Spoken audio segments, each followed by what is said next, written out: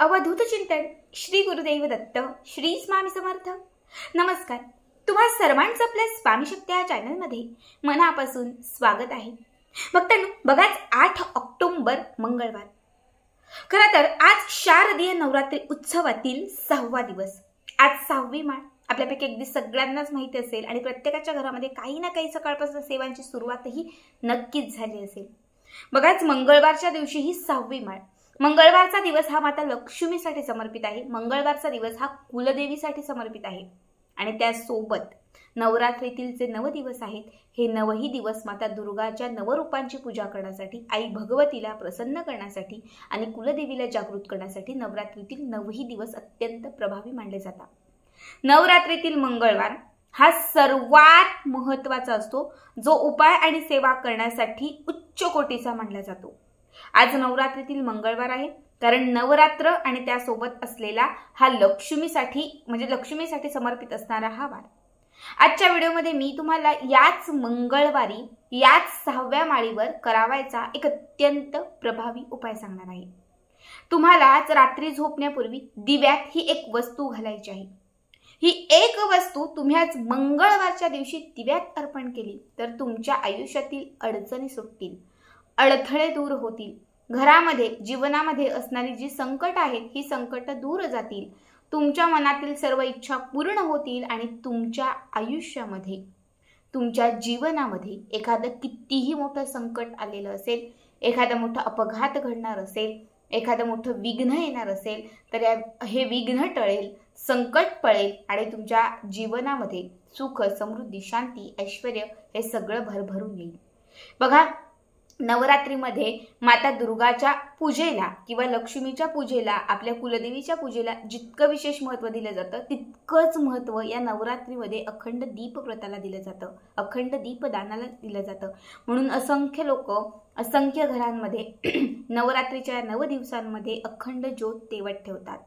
बघा, या नवरात्रीत सर्वात श्रेष्ठ, सर्वात प्रभावी जर कुठली गोष्ट असेल तर ती म्हणजे अखंड दीपव्रत किंवा अखंड ज्योत। तर आजच्या व्हिडिओमध्ये मी तुम्हाला जो उपाय सांगणार आहे, हा उपाय केल्यानंतर तुम्हाला दीपदानाचं पुण्यही लाभेल, लक्ष्मीही प्रसन्न होईल, दुःख, विघ्न, दारिद्र्य सगळं काही नष्ट होईल आणि तुमच्या जीवनामध्ये तुम्हाला जे हवं आहे ना तेही मिळेल। बघा, आता हा उपाय तुम्ही संध्याकाळी 6च्या पुढे रात्री 12च्या आत कधीही करू शकता। हा उपाय आपल्याला दिव्यात करायचा आहे, पण जो आपण अखंड दिवा लावलेला आहे, त्यामध्ये अखंड ज्योत लावलेली आहे, त्यात हा उपाय करायचा तर नाही। जो रेग्युलर छोटा दिवा आपण देवघरामध्ये लावतो, या दिव्यात तुम्हाला हा उपाय करायचा आहे। समजा काही लोकांनी असं केलेलं आहे की अखंडच दिवा लावलेला आहे, त्याच्यासोबत छोटा दिवा लावलेला नाही, तर या उपायासाठी तुम्हाला एक छोटा दिवा लावावा लागणार आहे। तुम्ही मातीची पणती घ्या, घरात एखादा एक्स्ट्रा दिवा असेल किंवा कणकेचा दिवा बनवून घेतला तरीही चालेल। आपल्या देवघराच्या समोर जिथे माता लक्ष्मीची मूर्ती असेल तिथेच हा दिवा आपल्याला लावायचा आहे। सगळ्यात पहिले बसण्यासाठी एक आसन घ्यायचं, देवघराच्या समोर एक छोटी प्लेट ठेवायची, छोटी प्लेट, त्यामध्ये एक मुठभर तांदूळ घालायचे, आपल्या घरात असणारे तांदूळ, त्यावरती थोडंसं हळदी आणि कुंकू घालायचं आणि त्याच्यावरती हा दिवा ठेवायचा। या दिव्यामध्ये 2 वाती पिळून एक जोडवात करायची आणि ही जी जोडवात तयार होईल ती त्या दिव्यामध्ये घालायची।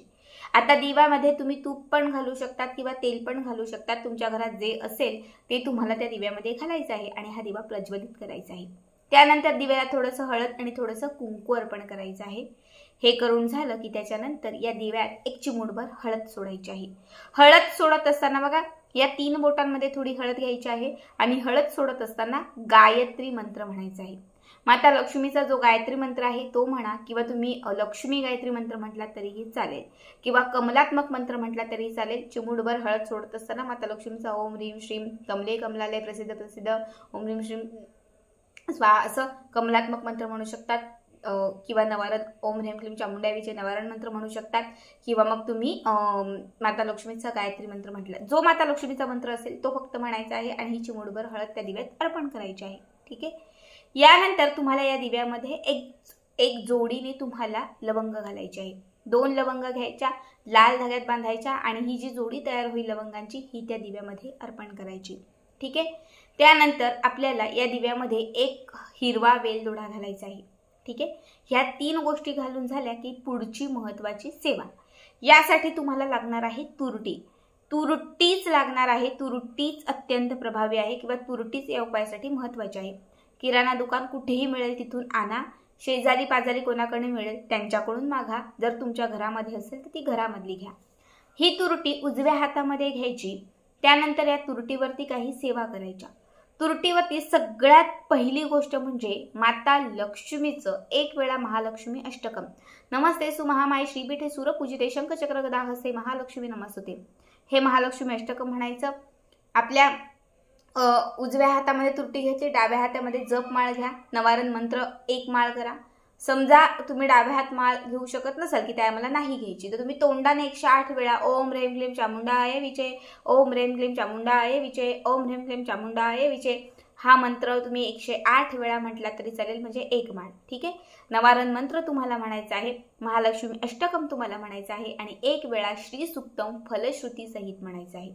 तीनही सेवा या तुरटीच्या खड्यावरती झाल्या की त्याच्यानंतर त्या तुरटीत तुम्हाला माता लक्ष्मीला सांगायचं आहे, माझ्या घरातील दारिद्र्य, दुःख, अडचणी, अडथळे, विघ्न सगळं दूर होऊ दे. माझ्या घरात अखंड स्वरूपाने तुझी प्राप्ती राहू दे. माझ्या घरामध्ये माझ्या घरामध्ये नेहमी भरभराट ठेवू दे. माझ्या घरामध्ये नेहमी तू स्थिर राहा.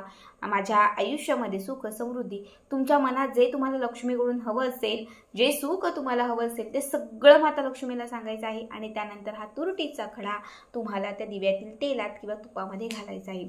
जसा जसा हा तुरटीचा खडा विरघळत जाईल, जसा जसा तुरटीचा खडा हा त्या तेलासोबत संपत जाईल, तशी तुमच्या आयुष्यातील विघ्न, दुःख, दारिद्र्य, गरिबी सगळं काही कमी कमी होत जाईल आणि संपत जाईल.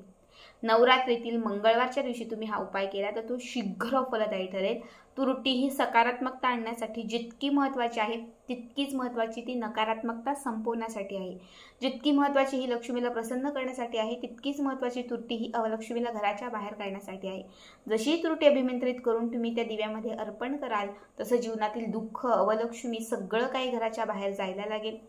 जसं त्या तेलामध्ये ते संपत जाईल तसं सगळं नष्ट होईल आणि जशी त्यातून एक ज्योत, एक प्रकाश त्या वातीतून, त्या दिव्यातून पडायला लागेल तर तो घरामध्ये सकारात्मकता आणेल.